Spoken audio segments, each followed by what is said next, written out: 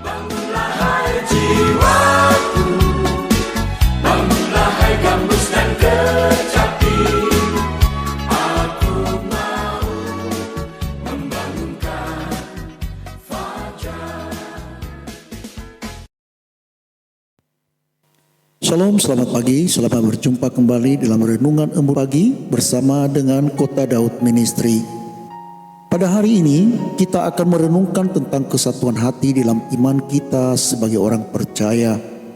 Kesatuan hati adalah salah satu fondasi penting dalam kehidupan gereja dan dalam hubungan kita satu sama lain sebagai umat Kristus. Kesatuan hati adalah tema yang sering kita temukan dalam Alkitab. Salah satu ayat yang menggambarkan ini dengan sangat jelas di dalam Yohanes pasal 17 ayat 21, di mana Yesus berdoa berkata, supaya mereka semua menjadi satu, sama seperti Engkau ya Bapa di dalam aku dan aku di dalam Engkau, agar mereka juga di dalam kita, supaya dunia percaya bahwa Engkaulah yang telah mengutus aku. Yesus berdoa agar kita semua sebagai pengikutnya, yaitu umat Kristen, menjadi satu seperti Yesus dan Bapa adalah satu. Kesatuan ini adalah kesaksian bagi dunia tentang kasih Allah dan kebenaran Injil. Sebelum kita banyak memberitakan Injil, adalah lebih baik dimulai dari kita dulu untuk bersatu, sehingga pemberitaan Injil itu tidaklah sia-sia. Karena kesatuan hati kita adalah menjadi kesaksian bagi dunia. Yang menjadi pertanyaan adalah, mengapa kesatuan hati itu penting? Jawabannya adalah pertama, menjadi kesaksian bagi dunia. Jadi kesatuan hati menunjukkan kepada dunia bahwa kita adalah murid-murid Yesus. Di dalam Injil Yohanes pasal 13 ayat 34 sampai dengan ayat yang ke-35 berkata demikian, Aku memberikan perintah baru kepada kamu, yaitu supaya kamu saling mengasihi. Sama seperti aku telah mengasihi kamu, demikian pula kamu harus saling mengasihi. Dengan demikian semua orang akan tahu bahwa kamu adalah murid-muridku, yaitu jikalau kamu saling mengasihi. Ya, jadi kesatuan hati itu dibangun di atas kasih. Kalau kita tidak saling mengasihi satu dengan yang lain, yang ada adalah saling mementingkan diri sendiri. Saudaraku, melalui kesatuan hati kita bisa bersaksi kepada dunia sebagai bukti bahwa kita telah mengalami Kristus terlebih dahulu. Karena setiap orang yang mengalami Kristus di dalam hidupnya, pasti ia ada di dalam kasih. Hal yang kedua, mengapa kesatuan hati itu penting? Karena di dalam persatuan ada kekuatan. Di dalam kitab Amsal pasal 27 ayat 17 berkata demikian, besi menajamkan besi, orang menajamkan sesamanya. Jadi ketika kita bersatu, kita dapat saling menguatkan dan saling mendukung di dalam iman. Kesatuan itu bukan berarti tidak ada perbedaan, tetapi justru kalau kita memandang perbedaan itu adalah saling melengkapi satu dengan yang lain, saling memberi inspirasi dengan perbedaan itu, sehingga kita memilih mana yang baik dan mana yang tidak baik. Bahkan mungkin saja perbedaan itu saling melengkapi satu dengan yang lainnya. Alasan yang ketiga, mengapa kesatuan hati itu penting, yaitu keharmonisan dalam tubuh Kristus. Dalam 1 Korintus pasal 12 ayat 12 sampai dengan ayat 27 menggambarkan gereja sebagai tubuh Kristus yang memiliki banyak anggota, tetapi bekerja bersama dalam kesatuan. Tanpa kesatuan, tubuh tidak bisa berfungsi dengan baik. Mata tidak dapat menggantikan fungsi tangan, dan juga sebaliknya. Dan semua anggota tubuh saling melengkapi satu dengan yang lainnya. Saudaraku kekasih dalam Tuhan, di dalam kesatuan hati itu pasti ada tantangan dan rintangan. Pertama adalah perbedaan pendapat dan konflik. Di dalam setiap komunitas, perbedaan pendapat adalah sesuatu yang tidak bisa dihindari. Namun kita diajak untuk mengatasi perbedaan ini dengan kasih dan pengertian.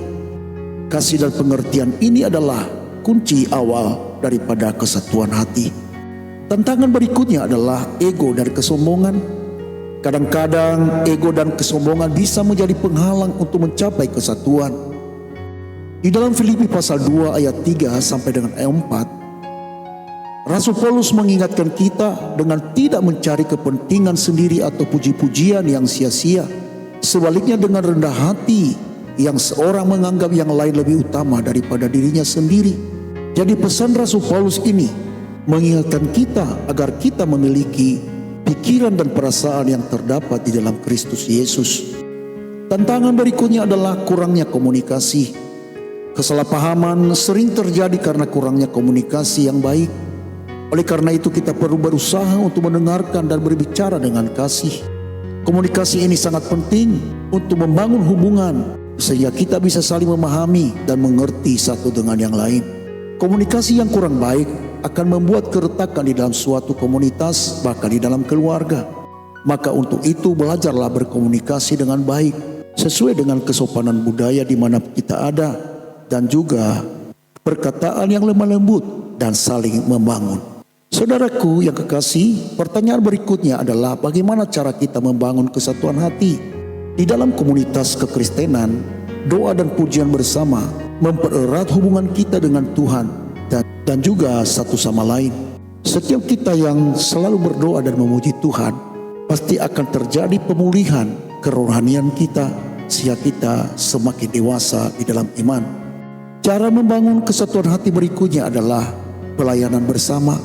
Melayani bersama dalam kasih membantu kita untuk fokus pada tujuan bersama, yaitu memuliakan Tuhan dan melayani sesama. Jadi kalau kita memiliki tujuan yang sama, pasti kesatuan hati itu terbangun. Sering saya katakan di setiap pelayanan bahwa melayani itu adalah fokusnya pada jiwa-jiwa. Jangan sampai kita menjadi batu sandungan bagi orang lain sehingga mereka tidak datang kepada Kristus. Tetapi sebaliknya kita melayani Tuhan supaya banyak orang yang datang kepada Kristus. Cara membangun kesatuan hati berikutnya adalah saling mengampuni. Di dalam Kolose pasal 3 ayat 13 mengingatkan kita. Ia berkata, "Telah kamu seorang terhadap yang lain, dan ampunilah seorang akan yang lain apabila seorang menaruh dendam terhadap yang lain." Jadi kitab suci ini mengingatkan kita untuk kita memiliki kesabaran dan juga kita memiliki hati yang suka mengampuni sesama. Saudara-saudari yang kekasih, mari kita berkomitmen untuk menjaga kesatuan hati di dalam gereja dan dalam setiap hubungan kita dengan sesama. Dengan kasih Kristus yang mempersatukan kita, kita dapat menjadi saksi yang hidup bagi dunia bahwa kita adalah satu dalam Tuhan. Semoga Tuhan memberkati kita semua dan memampukan kita untuk hidup dalam kesatuan hati yang sejati. Kiranya kasih karunia Tuhan melimpah ruah di dalam kehidupan kita sampai Tuhan Yesus datang kembali. Saya Pendeta Zaluhu di sini. Saya ucapkan selamat pagi, selamat beraktivitas. Tuhan Yesus memberkati kita sekalian. Shalom, Maranatha.